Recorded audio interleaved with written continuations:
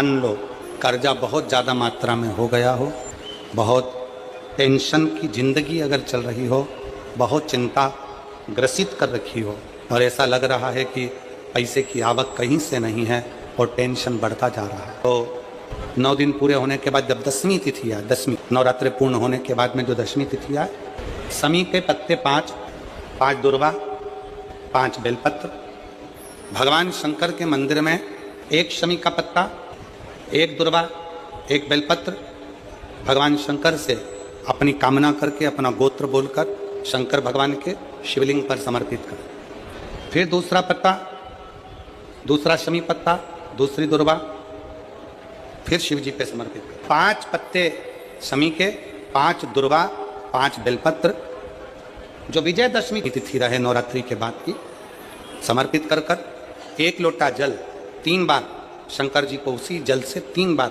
समर्पित कर, अपनी कामना कर कर चढ़े हुए जल का भाग थोड़ा सा लेकर आएं, घर के दरवाजे पर, व्यापार के स्थान पर उसका सिंचन करें और हृदय से बाबा से प्रार्थना करें, बाबा तेरे भरोसे हैं, बहुत चिंता है, बहुत टेंशन है, कर्जा बहुत है, दुख बहुत है, व्यापार चल नहीं रहा, तुझे समान। हमारा विश्वास करता है 3 महीने के अंदर जहां भी कथा होगी वहां आपका खुद का पत्र आकर आप लिखकर भेजोगे कि मेरे बाबा। पंचदशमी पंच शनि पूजन की महत्वता होती है। क्यों कहा जाता है कि अगर कोई आपको ज्यादा परेशान कर रहा है, बहुत टेंशन दे रहा है, बहुत ज्यादा अगर वो इतना हताश हो गए कि आपने सोच लिया अब तो मर जाऊं तो अच्छा है, इसका नाम लिख जाऊं, ये सब चीज करने से अच्छा है 5 दशमी, दशमी जानते हो, 5 दशमी, कोई सी भी 5 दशमी आप चुन लीजिए, परंतु वो दशमी अमावस्या के पहले वाली नहीं होना चाहिए, वो पूर्णिमा के पहले वाली दशमी। 5 कोई सी भी दशमी पर शमी के वृक्ष के नीचे जाइए, घी का दीपक लगाइए, शुद्ध जल तांबे के पात्र में लेकर जाकर अर्पित करिए, पहले दीप जलाना, उसके बाद शमी के पौधे में जल डालना और पौधे उस वृक्ष के नीचे बैठकर जल चढ़ाकर वहीं पर 1 चावल का दाना समर्पित कर कर बाबा से प्रार्थना करना कि बाबा मुझे बहुत कष्ट है, ये मेरा एक तकलीफ मुझे दे रहा है, बस आप मेरी तकलीफ को दूर करना, शिव की ऐसी कृपा होगी। 5 शमी पूजन, जब विजय दशमी के भाव से, दशमी आपके यहाँ पर भी पूजन होती है, विजयदशमी पे हमारे यहाँ शमी के पत्र की बड़ी पूजन का महत्व है। 5 दशमी 5 शमी पूजन कर ली जाती है तो जो भी आपका द्रोही होता है वो आपसे दूर हो जाता है या आपसे स्नेह कर कर आपके करीब आ जाता है। ये शमी पूजन वृक्ष योनि के अंतिम योनि का पूजन। सारे वृक्षों पर पत्थर पड़ जाते हैं पर शमी के पौधे पर पत्थर किस लिए हम मारेंगे? कौन मारेगा? उसमें तो कांटे लगे रहते हैं, कौन मारेगा उसको? क्या कांटा झड़ाएगा पत्थर मारकर? नहीं। हम तो यहां तक कहेंगे कि शमी की आराधना साधना आपके द्रोहियों को, दुश्मनों को भी दूर कर देती। और मेरी जीजियों, मेरे जीजाओं, मेरी बेटियों, बेटाओं, मेरी माताओं, मेरे बुजुर्ग माता पिता स्मरण करें, जब जब यदि आपका हृदय दुखे, मन दुखे, तो एक शमी की पत्ती को शंकर के शिवलिंग पर जरूर चढ़ाएं, सारे दुख अपने आप समाप्त होना प्रारंभ। शमी का तो कोई कहे क्या वृक्षों में, पौधों में, पत्तियों में भी क्या, ये वृक्षों के अंदर भी क्या जीव होता है? क्या इसमें भी प्राण होते हैं? होते हैं, इसमें भी प्राण है। ये भी ऑक्सीजन लेना छोड़ना सब कार्य इनका चालू है, ये भी जीवित है। जल नहीं मिलेगा मर जाएंगे, जल गया समाप्त। आप लोगों के घर के अंदर घंटी है, वो गरुड़ घंटी, काय के लिए बजाते हैं उसको? भगवान की आरती में बजाया जाता है, भोग लगे तब बजाया जाता है, भगवान को जगाना हो तब बजाया जाता है। किसके लिए बजाते हैं? भगवान के लिए। तो भगवान के लिए बजाते हो कि भगवान तुम भोजन करो, भगवान तुम जागो, भगवान तुम ये करो, भगवान तुम वो करो? नहीं। शिव महापुराण की कथा कहती है घंटी का नाद इसलिए करा जाता है कि अपनी बुद्धि को, अपने चित्त को केंद्रित करो भगवान के चरणों की ओर। और जितने घर में सदस्य हैं घंटी की आवाज को सुनकर अपने विवेक को ये केंद्रित कर लें कि मेरे घर में मेरा लड्डू गोपाल, मेरे घर में मेरा ठाकुर, मेरे घर में मेरा राम, मेरे घर में मेरा दत्त, मेरे घर में मेरा हरि विठल, मेरे घर में मेरा विश्वनाथ, मेरे घर में मेरा सोमनाथ बैठा हुआ। अपनी बुद्धि को केंद्रित करना। अर्थात गणेश जी के हाथ में जो कुंदुक होता है, उस कुंदुक, जो गणेश जी के हाथ में कुंदुक होता है, 7 दुर्बा, कितनी दुर्बा लेना है? दुर्बा बोलते हो, दुर्बा बोलते हो, पंजाब में क्या बोलते हैं? दुर्बा ही बोलते हैं ना। तो 7 दुर्बा, उसके पीछे के हिस्से में लाल चंदन लगाना और गणेश जी को कुंदकेश्वर महादेव के नाम से समर्पित करना। जब दुर्बा चढ़े, उस पहले तो आप कुंदकेश्वर महादेव का नाम ले लेना। जब दुर्बा गणेश जी के पास में चढ़े,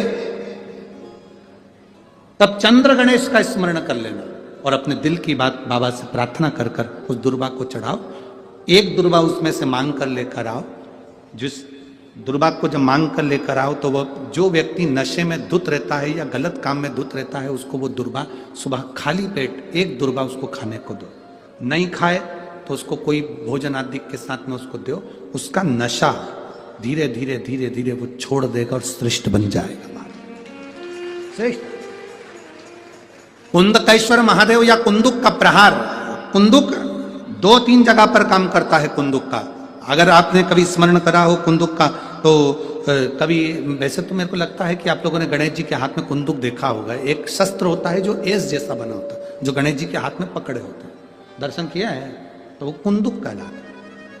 जो बहुत चिड़चिड़ा हो जाए, बहुत अपशब्द कहना, बहुत ताने देना, बहुत गाली देना, बहुत आड़ा टेढ़ा कहना, जरा जरा सी बात में बिखर जाना, क्रोध आ जाना।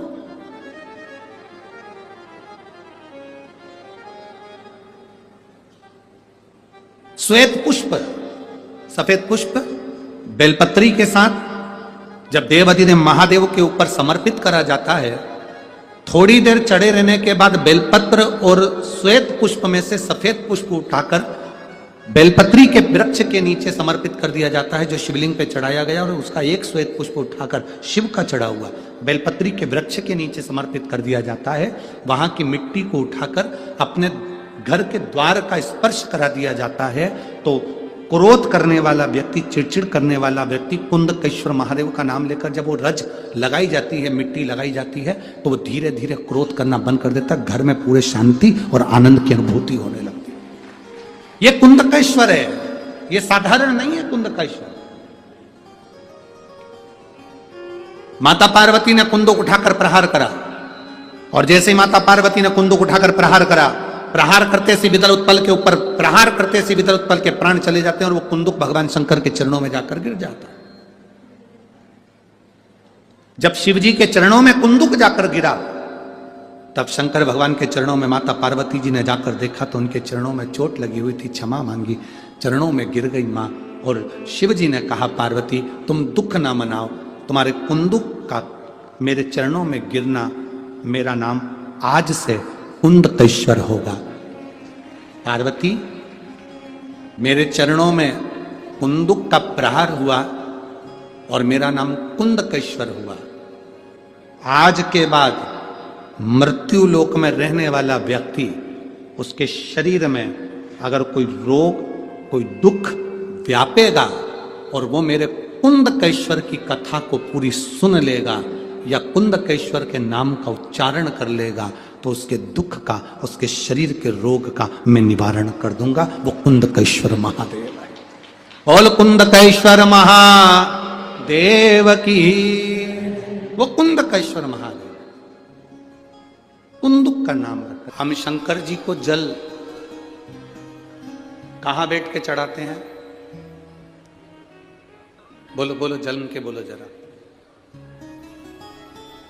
वैसे तो जो शिवलिंग होता है, उस शिवलिंग के आसपास कहीं पर भी बैठ जाओ जहां से जल बहता है, बस उस स्थान को छोड़कर। पर विशेष जल चढ़ाने का स्थान कहां से बताया गया? उत्तर की ओर मुख करकर।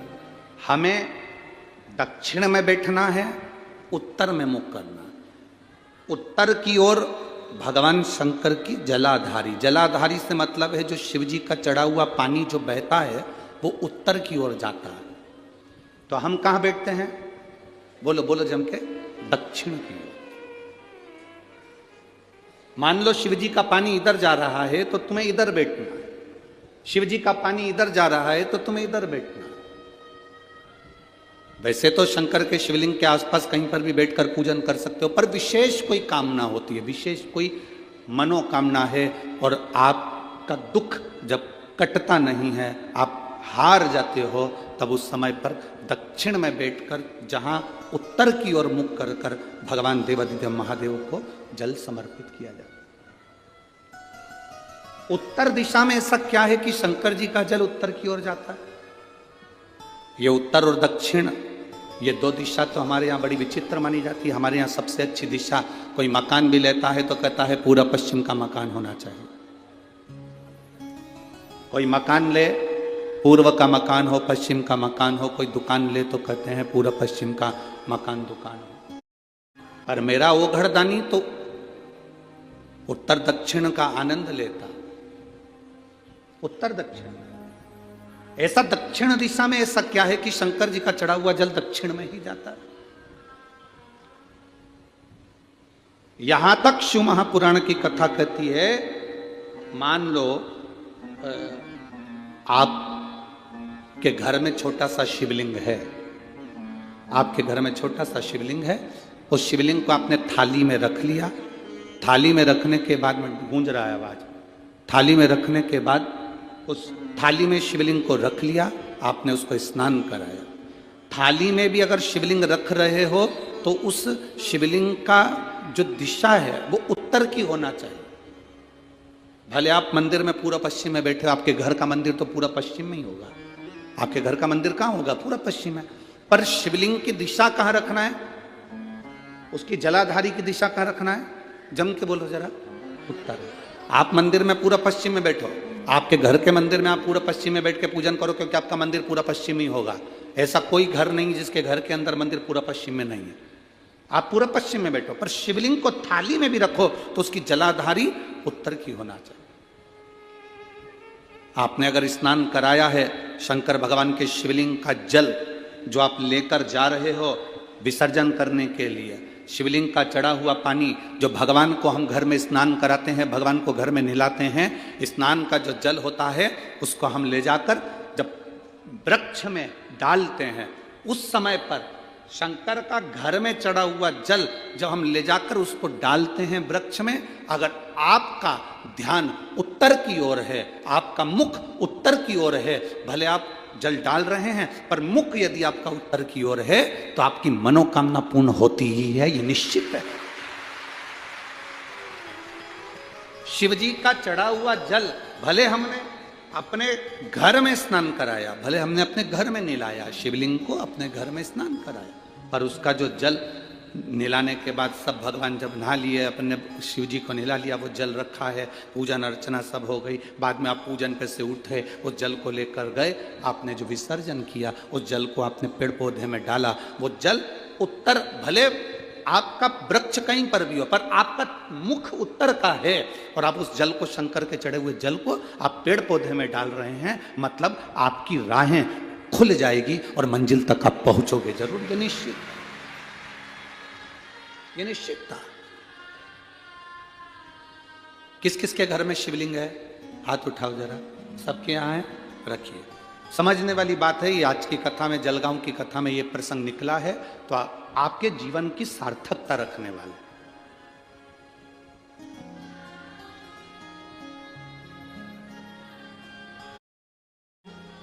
केवल एक दिशा की मूलता रखकर भी हम सुख पा सकते हैं, दिशा की मूलता। एक शिवा भगत की एक कथा आती है। मालती का एक पुत्र था शिवा, उसको लोग शिव कहते थे। क्यों? क्योंकि मालती के घर में कमाने वाला कोई नहीं था, ससुर के प्राण छूट गए थे, पति शरीर से विकलांग था, और मालती मेहनत करती, परिश्रम करती। घर में एक बेटे का जन्म हुआ जिसका नाम शिव के ऊपर शिवा रखा।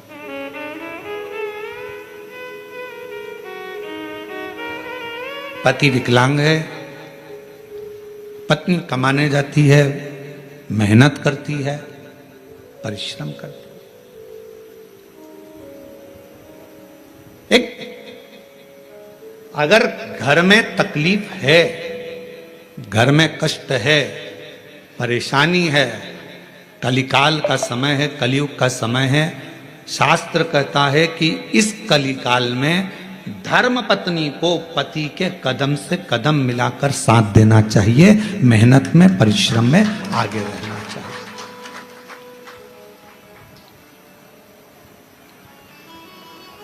वो समय गया जिस समय पर नारी केवल चौके का काम करती थी और लोग गाली देते थे, अपशब्द कहते थे, ताना देते थे, वो घर में रह लेती थी। आज का समय एक बेटी अपनी सेना को लेकर जाती है और पूरे पाकिस्तान को हिला कर आ जाती है। आज का वो युग है, आज का वो युग है कि एक बेटी पूरे पाकिस्तान को हिला कर आ जाती है। आज का वो युग है, एक बेटी अंतरिक्ष में जाती है और अंतरिक्ष का छोर पाकर वापिस आ जाती है। आज का वो युग है, एक बेटी साइंटिस्ट बनकर पूरे साइंटिस्टों को ज्ञान प्रदान करती है। आज का वो युग है, आज की बेटी collector, SP, IG, DIG, commissioner और बड़े बड़े अधिकारी और मंत्री के पद पर बैठती है। आज का वो युग है, वो गया समय, एक कलिकाल का समय, कलयुग का समय। और ये किसने दिया? कोई तुमसे पूछे कि एक स्त्री को आगे करने का अधिकार किसने दिया, तो तुम कह देना भगवान शंकर ने दिया। कहां? तारकासुर जैसा असुर सामने था, विदल उत्पल नाम के असुर सामने थे, महिषासुर सामने था। और उस महिषासुर को मारने के लिए संपूर्ण जगत के देवता, 33 कोटि देवता सामने खड़े हुए थे, पर महिषासुर नहीं मरा। आखिरी में विदल उत्पल को मारने के लिए भी मां जगत जननी जगदम्बा को आगे करा गया और महिषासुर को मारने के लिए भी जगदम्बा को आगे करा गया। शंकर भगवान ने कितना सुंदर शब्द किया। पार्वती जी कहती हैं मैं आगे बढ़ूं, शंकर जी कहते हैं एक स्त्री पुरुष से ज्यादा बल रखती है, क्यों चिंता करती हो? एक लाइन आती है, तेरे भक्त जनों पर माता बीड़ पड़ी है भारी, दानव दल पर टूट पड़ो मां करके सिंह सवारी, सो सिंहों से बलशाली अष्ट भुजाओं वाली,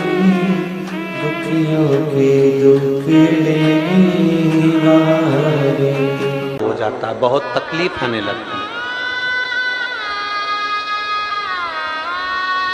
बहुत तकलीफ। डॉक्टर ने कह दिया कमर का गुरिया खसक गया, डॉक्टर ने कह दिया तुम नीचे नहीं बैठ पाओगे, डॉक्टर ने कह दिया तुम्हारी ये हड्डी बढ़ गई है, यह हड्डी का ऑपरेशन करना पड़ेगा। डॉक्टर से जांच करवाते रहो और साथ में एक प्रयोग करते रहो।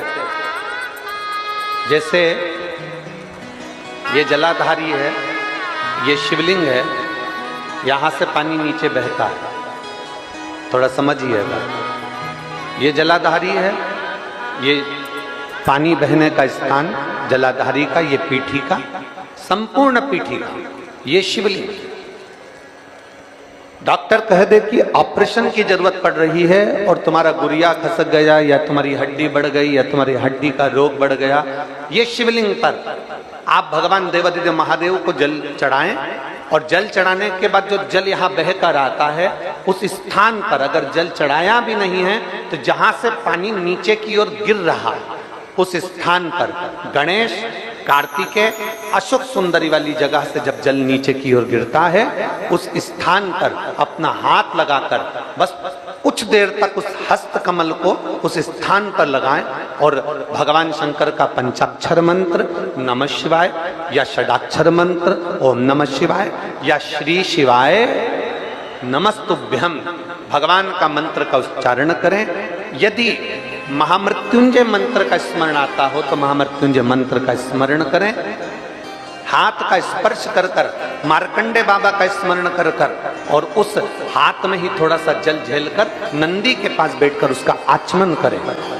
20 से 22 दिन तक ये आचमन चालू रहने दो और 20 दिन के बाद फिर जांच करवाओ। धीरे धीरे शरीर की गुड़ियां काम करना प्रारंभ करेगी, हड्डी काम करना प्रारंभ, शिव तत्व को प्राप्त